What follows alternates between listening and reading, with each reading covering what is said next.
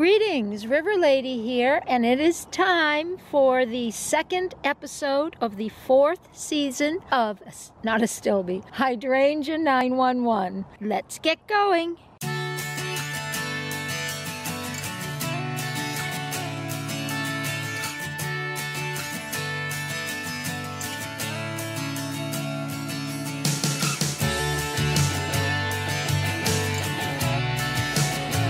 In the first episode, we uncovered our little hydrangea and saw that there was some green coming up. And as you can see, we have lots of green coming up. So now it's time to do a little bit of pruning and get those stems that aren't doing anything cut back and to see if we have any growth on the old wood. So let's come in tight and see what we have. Well, we have plenty of growth down at the new wood, but we do have some growth along the old wood. And that's what I'm going to do today, is I'm going to prune back to this growth so that I can encourage some blossoms on this old wood. If you follow my videos, you know that I adhere to the school of the angled cut, which means taking a pruning cut that has an angle to it. And you want to angle away from the bud. You don't want to make a cut that's going to direct water towards the bud. You want to take a cut that's going to direct water away from the bud. Now, as far as the length of the cut to the bud, 1/2 inch is a good guide. Don't go anything tighter than 1/2 inch to the viable bud. If you come, like say, 1 inch away from the bud, or 2 inches, if you make your cut too far away from the bud, you can always come in, but you don't want to cut too close to the bud because you could end up damaging it. So for example, lean in here. Bottom part of this cut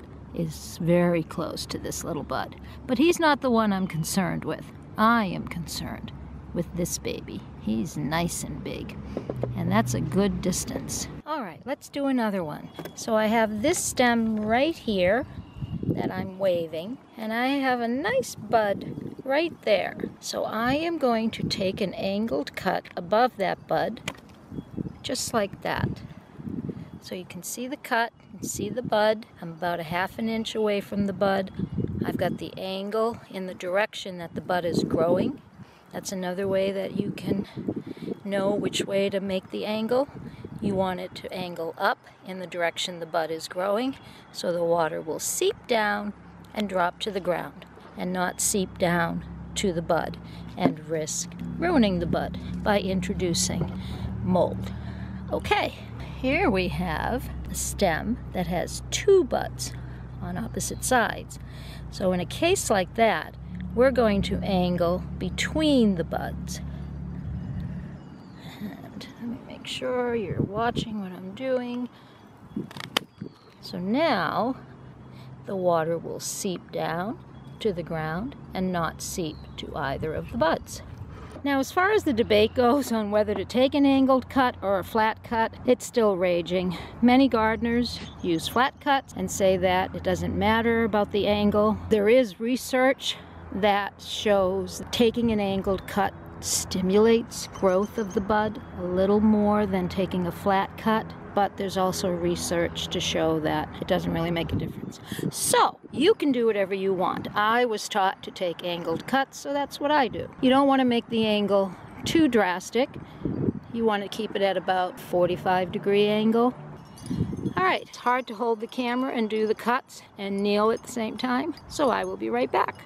Now, you might remember I already went ahead and fed this little hydrangea some compost. When you prune a plant, you don't want to feed it immediately because pruning does stress the plant. You want to give it a little time to recover. You want to watch for the growth to get bigger or for new growth.